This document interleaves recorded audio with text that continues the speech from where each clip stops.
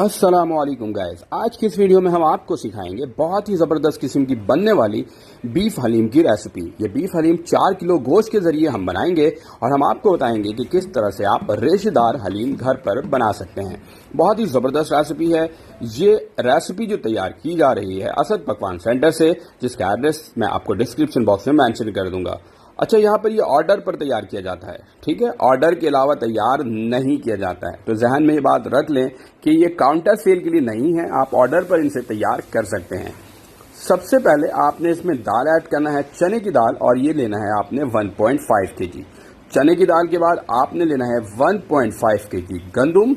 इसके बाद आपने ऐड करना है आधा किलो मसूर की दाल और आधा किलो मूंग की दाल, ठीक है। ये 4 दालें इस्तेमाल की जाएंगी। बहुत ज़्यादा दाल इस्तेमाल करने से आपकी हलीम ज़्यादा गर्मी में जल्दी ख़राब हो सकती है, तो यही 4 सिलेक्टेड दाल इस्तेमाल करें तो आपकी हलीम ज़्यादा देर तक जो है वो यानी बिल्कुल ख़राब नहीं होगी, ठीक है। तो 4 दालों का आपने इस्तेमाल करना है। इसके बाद इसमें आपने पानी डालना है और ओवरनाइट के लिए सोक के लिए रख देना है। तकरीबन 10 से 12 घंटे के लिए आपने पानी में इसको सोक करना है, ठीक है।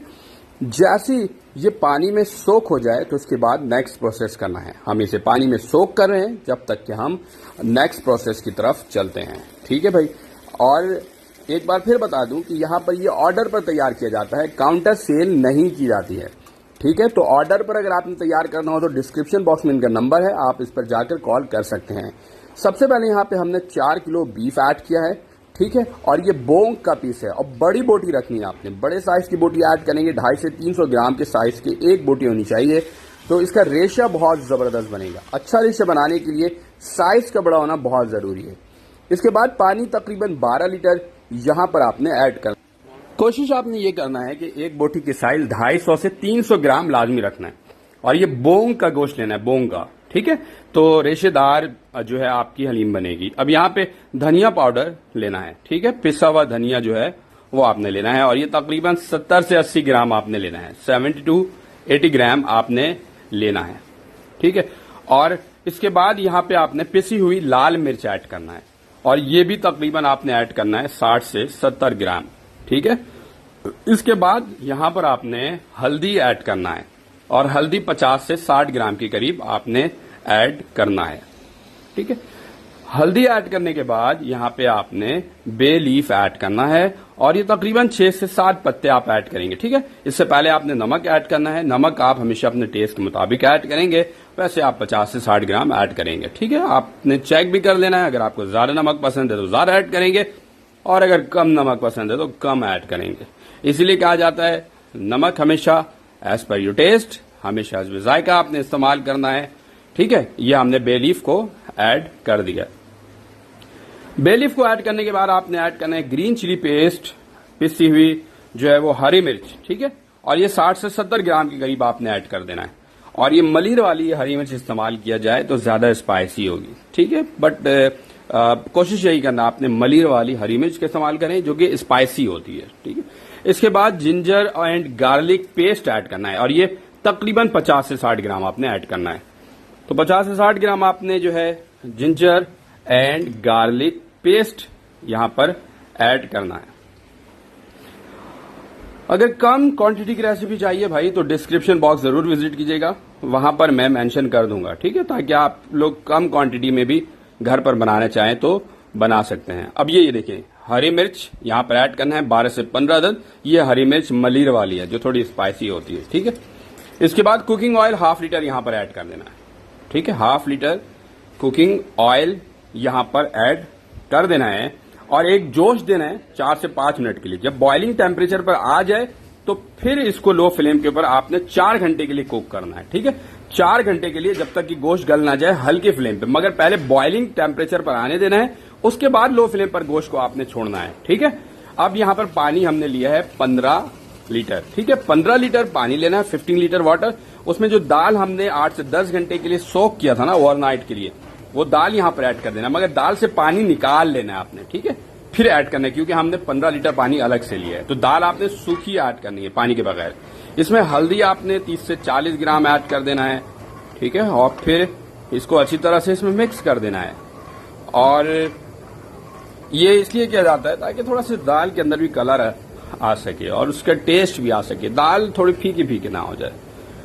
ठीक है, तो ये घर पर आपने जरूर बनाना है और हमें बताना भी है कि कैसी लगी रेसिपी। डिस्क्रिप्शन बॉक्स में मैं कम क्वांटिटी की रेसिपी जरूर शेयर करूंगा, ठीक है, इंग्रेडिएंट्स, ताकि आप लोग घर पर बना सकें। अब हरी मिर्च ऊपर से ऐड कर देना 6 से 7 अदद, ज्यादा स्पाइसी है तो 7 अदद 8 इनफ है, कम स्पाइसी 10 से 12 ऐड कर दें।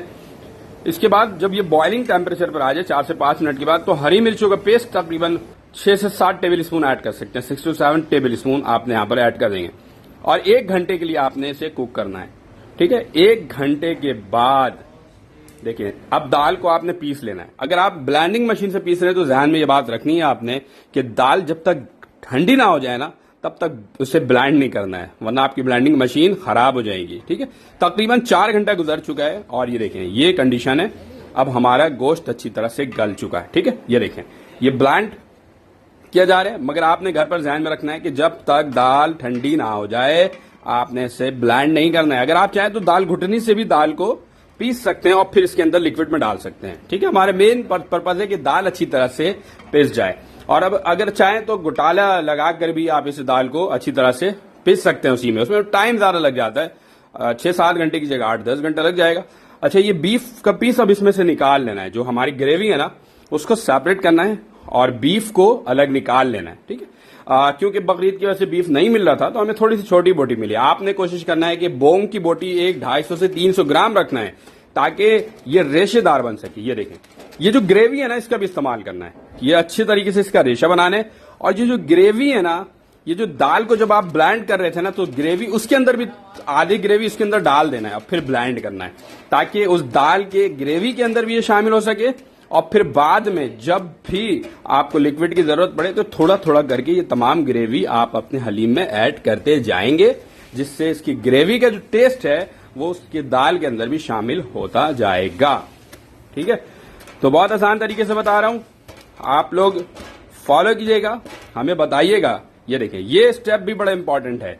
यहां पर आप गोश्त का रेशा बना रहे हैं, अगर आपकी छोटी बोटी होगी रेशा नहीं बनेगा। ठीक है, ये देखिए दाल हमने ब्लेंड किया हुआ था, अब इसके अंदर ये रेशेदार गोश्त ऐड कर देना है। अच्छा, आपने 2 से 3-4 मिनट के लिए मिक्स करना है, हाई फ्लेम पे आपने इसे पकाना है। आपने चम्मच से जो है वो अच्छी तरह से, ये घोटाले की मदद से अच्छी तरह घोटाले लगाते जाने हैं। जब थोड़ा सा ड्राई होने लगे थोड़ा सी ग्रेवी इसके अंदर आप ऐड कर देंगे ताकि ग्रेवी जो उसकी बची हुई है ना उसका टेस्ट भी इसके अंदर आते रहे। तो बीफ के अंदर यखनी जो बची हुई है उसका इस्तेमाल पूरा करना है आपने और बार बार घोटाले लगाते जाने हैं। और फिर उस टाइम तक इसको घोटाले लगाने हैं जितनी आपको थिकनेस इसकी चाहिए, जितना थिक। ठीक है, अब इसमें गरम मसाला आपने ऐड करना है और ये तकरीबन ऐड करना है 20 से 25 ग्राम। ठीक है, और फिर थोड़ा सा सॉल्ट मजीद ऐड करना है। मैंने आपको कहा है ना कि नमक आप हमेशा अपने टेस्ट के मुताबिक ऐड करेंगे, जहां लगेगा नमक कम है आप नमक का इस्तेमाल करेंगे। ठीक है, अब आपने थोड़ा सा फूड कलर ऐड करना है ताकि थोड़ा सा कलर इसका जो है ना जबरदस्त आ सके। अब अच्छी तरह से इसकी घुटाई करनी है, आप 2-3 घंटे घुटाई करें। जब ये ड्राई होने लगे तो थोड़ा सा आप गर्म पानी डाल दें, गर्म पानी डालना है। ठीक है, और थोड़ी सी ग्रेवी उससे निकाल के डाल दें और ये करते रहें। जितने थिक आपको ग्रेवी चाहिए वो आप रख लें और फिर आपकी ये हलीम तैयार हो जाएगी। ठीक है, जैसे ये थिक हो जाए तो थिक होने के बाद फ्लेम को आपने ऑफ करना है और ऑफ करने के बाद फिर फाइनल प्रेजेंटेशन की तरफ चलना है कि फाइनल प्रेजेंटेशन में इसके ऊपर क्या क्या चीजें ऐड की जानी है वो भी मैं आपको बता दूं।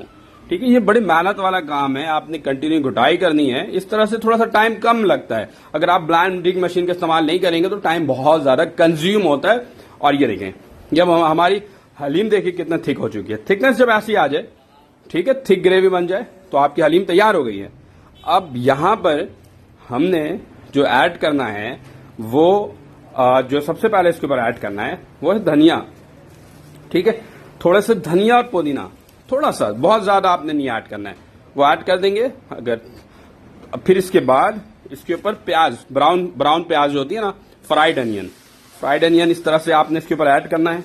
ठीक है, और जब फ्राइड अनियन इस तरह से ऐड कर देंगे इसके बाद तेल गरम करना है और इसका तड़का लगा देना है। ठीक है, अदरक भी यहां पर आप चाहें तो इसके ऊपर ऐड कर सकते हैं। तो गाइस उम्मीद है कि आज की ये वीडियो आप लोगों को पसंद आई होगी। हमें दीजिए इजाजत, अल्लाह हाफिज।